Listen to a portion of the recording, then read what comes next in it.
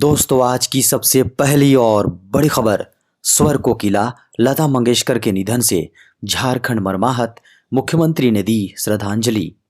बड़ी खबर है, स्वर कोकिला भारत रत्न लता मंगेशकर का रविवार को निधन हो गया। 92 वर्षीय लता मंगेशकर पिछले कुछ समय से अपनी बिगड़ी सेहत के कारण से हॉस्पिटल में एडमिट थीं। इनके निधन से झारखंड भी मर्माहत है। झारखंड के मुख्यमंत्री श्री हेमंत सोरेन ने इनके निधन को अपूरणीय क्षति बताया है। मुख्यमंत्री ने कहा कि भारत रत्न स्वर कोकिला लता मंगेशकर का निधन देशवासियों के लिए अपूरणीय क्षति है। परमात्मा पुण्यात्मा को अपने चरणों में स्थान दे, शोकाकुल परिजनों व प्रशंसकों को दुख सहने की शक्ति दें। झारखंड के राज्यपाल ने कहा, लता का जाना कला जगत के लिए अपूरणीय क्षति। झारखंड के राज्यपाल रमेश बैस ने स्वर साम्राज्ञी लता मंगेशकर के निधन पर गहरा शोक प्रकट करते हुए कहा है कि स्वर कोकिला भारत रत्न लता मंगेशकर जी का निधन अत्यंत दुखद है और उनका जाना देश एवं कला जगत के लिए अपूरणीय क्षति है। राज्यपाल ने ट्वीट कर स्वर कोकिला के निधन पर गहरा दुख व शोक प्रकट किया है। उन्होंने कहा कि प्रखर देशभक्त व प्रेरणादायी व्यक्तित्व वाली लता जी का जाना पूरे देशवासियों एवं कला जगत के लिए अपूरणीय क्षति है। उन्होंने कहा, लता जी ने अपने गायन से पूरे विश्व में अमिट पहचान स्थापित की। भारतीय संगीत में उनके अतुलनीय योगदान को सदा याद किया जाएगा। उन्होंने कहा कि उनकी सुरीली आवाज हमेशा हमारे बीच गूंजती रहेगी। बड़ी खबर है, झारखंड में होली के बाद कराई जा सकती हैं 10वीं और 12वीं की बोर्ड परीक्षाएं। झारखंड में 10वीं और 12वीं की बोर्ड एग्जाम को लेकर तारीखें सामने आ गई हैं। मीडिया की खबरों को माने तो झारखंड में बोर्ड की परीक्षाएं होली के त्यौहार के बाद कराई जा सकती हैं। परीक्षा के पैटर्न की बात करें तो यह बीते साल सितंबर महीने में जारी किए गए शेड्यूल के हिसाब से ही होंगी। बता दें कि सीबीएसई की तरह झारखंड बोर्ड ने भी मैट्रिक और इंटर की परीक्षा 2 टर्म में आयोजित करने का फैसला किया था। खबरों को माने तो झारखंड बोर्ड 10वीं और 12वीं बोर्ड की परीक्षाएं मार्च के अंतिम दिनों या अप्रैल की शुरुआत में करवा सकता है। परीक्षा घोषित पैटर्न के अनुसार 2 टर्म में ली जाएगी। दोस्तों, खबर मौसम की।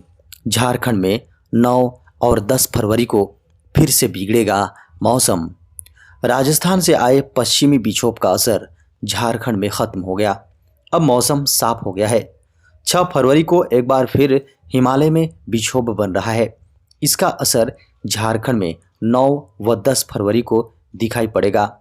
9 फरवरी को झारखंड की राजधानी समेत पलामू, गढ़वा, चतरा, कोडरमा, लातेहार, लोहरदगा, बोकारो, गुमला, हजारीबाग, खूंटी और रामगढ़ में हल्के से मध्यम दर्जे की बारिश हो सकती है।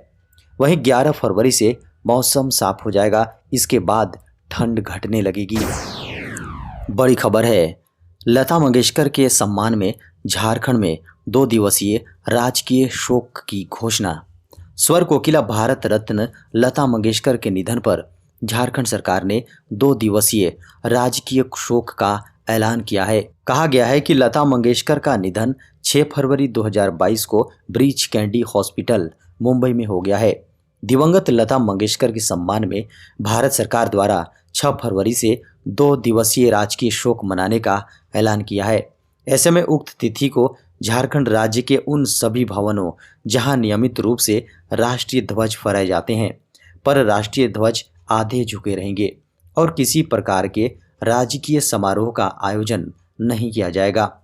इससे पहले लता मंगेशकर के निधन की खबर सुनकर पूरे झारखंड में शोक की लहर दौड़ गई। हर तरफ से उन्हें श्रद्धांजलि देने का दौर शुरू हो गया। झारखंड में स्कूली बच्चों को फिर से मिलेगा भोजन पैकेट। झारखंड में विद्यालय में झारखंड के विद्यालयों में पढ़ने वाले बच्चों को अब फूड पैकेट दिया जाएगा।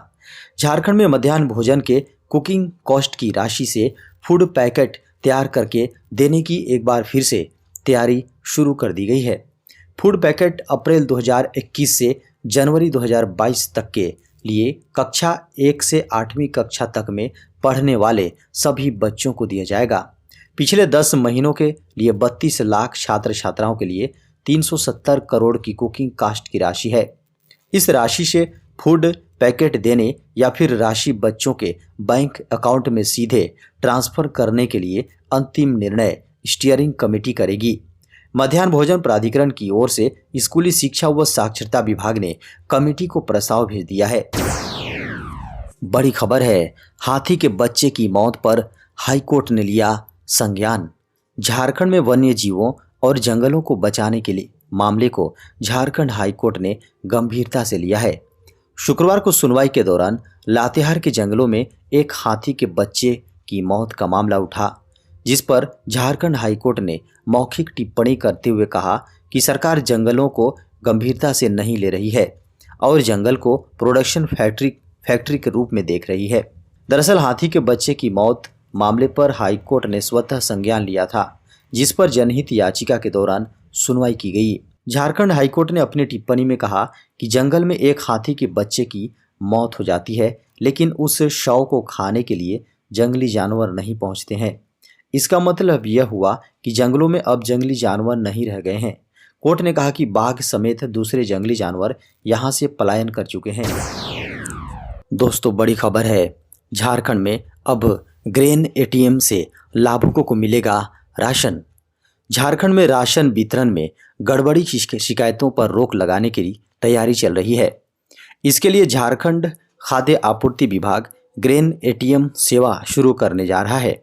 विभाग की ओर से पायलट प्रोजेक्ट के तहत इसी वर्ष से योजना शुरू की जाएगी।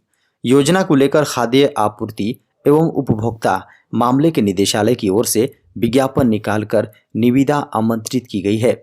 कंपनियों से 21 फरवरी तक आवेदन मांगा गया है। पहले इस योजना को पायलट प्रोजेक्ट के तहत शुरू किया जाएगा, इसके बाद इसे पूरे झारखंड में लागू कर दिया जाएगा। केंद्रीय खाद्य आपूर्ति मंत्रालय की पहल पर हरियाणा के गुरुग्राम स्थित फारुखाबाद में इस योजना की शुरुआत की गई है। बता दें कि ग्रेन एटीएम ऑटोमेटिक राशन वितरण मशीन है। यह बैंक में लगे एटीएम की तरह ही काम करती है। इस एटीएम से 5 मिनट में 2 बोरी यानी 70 किलो अनाज निकाला जा सकता है। यह बायोमेट्रिक सिस्टम से जुड़ा होता है। देश में पिछले 24 घंटे में सामने आए कोरोना के 1 लाख से अधिक नए मामले। भारत में कोरोना वायरस संक्रमण के 1,07,474 नए मामले सामने आने के बाद संक्रमितों की कुल संख्या 4,21,88,138 हो गई, जबकि उपचाराधीन रोगियों की संख्या कम होकर 12,25,011 रह गई। केंद्रीय स्वास्थ्य मंत्रालय द्वारा रविवार को जारी आंकड़ों में इस बात की जानकारी दी गई। सुबह 8 बजे तक अद्यतन आंकड़ों के अनुसार महामारी से 865 और लोगों की मौत के बाद मृतकों की कुल संख्या 5,01,979 हो गई है। मंत्रालय ने कहा कि उपचाराधीन रोगियों की संख्या कुल संक्रमितों का 2.90% है, जबकि संक्रमण से उबरने की राष्ट्रीय दर सुधरकर 95.91% रह गई है। दोस्तों, बड़ी खबर है, सीमा सुरक्षा बल में 10वीं पास के लिए निकली सरकारी वैकेंसी।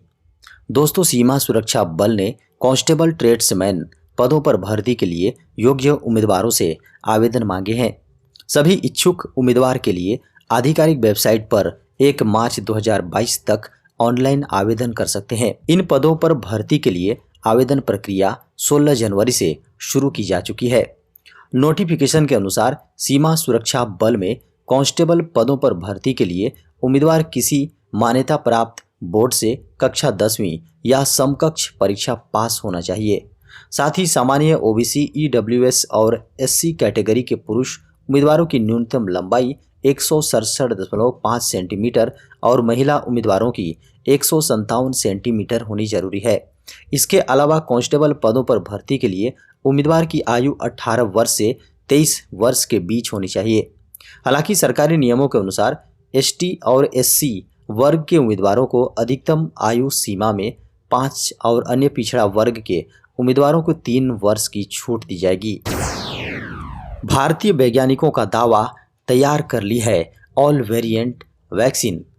कोरोना वायरस तीसरी लहर के बीच भारतीय वैज्ञानिकों ने एक ऐसी वैक्सीन तैयार करने का दावा किया है जो कोरोना वायरस के सभी वेरिएंट के खिलाफ प्रभावी हो सकती है। काजी नजरुल विश्वविद्यालय, आसनसोल और भारतीय विज्ञान शिक्षा और अनुसंधान संस्थान भुवनेश्वर के वैज्ञानिकों ने एक पेप्टाइड वैक्सीन तैयार किया है, जिसको लेकर दावा किया गया है कि वो भविष्य में कोरोना वायरस के किसी भी वेरिएंट के खिलाफ बीमारी से रक्षा कर सकता है। वैज्ञानिकों के रिसर्च को जर्नल ऑफ मॉलिक्यूलर लिक्विड्स ने प्रकाशन के लिए स्वीकार किया गया है। रिसर्चरों ने कहा कि हमने एक ऐसे multi epitope multi target chimeric peptide जो कोरोना वायरस के सभी 6 मेंबर के खिलाफ एंटीबॉडी तैयार करने में सक्षम होगा। बड़ी खबर है, अब आम आदमी भी खरीद सकेगा इलेक्ट्रिक वाहन। सरकार लेने जा रही है बड़ा फैसला। देश को प्रदूषण मुक्त बनाने के लिए सरकार अब गंभीर हो गई है। खबरों को माने तो कुछ ही दिनों में इलेक्ट्रिक वाहनों की कीमत 30% तक कम हो जाएगी, जिसके बाद इलेक्ट्रिक वाहन आम आदमी के पूरी तरह बजट में होंगे। हाल ही में 1 फरवरी को आम बजट के दौरान वित्त मंत्री ने इलेक्ट्रिक वाहनों की बैटरी अदला बदली वाली पॉलिसी का ऐलान किया है, जिसके बाद सरकार टैक्स में छूट करने की तैयारी कर रही है। खबरों को माने तो सरकार ने लक्ष्य रखा है कि 2030 तक 70% कॉमर्शियल वाहन, 30% निजी वह इलेक्ट्रिक हो जाएंगे।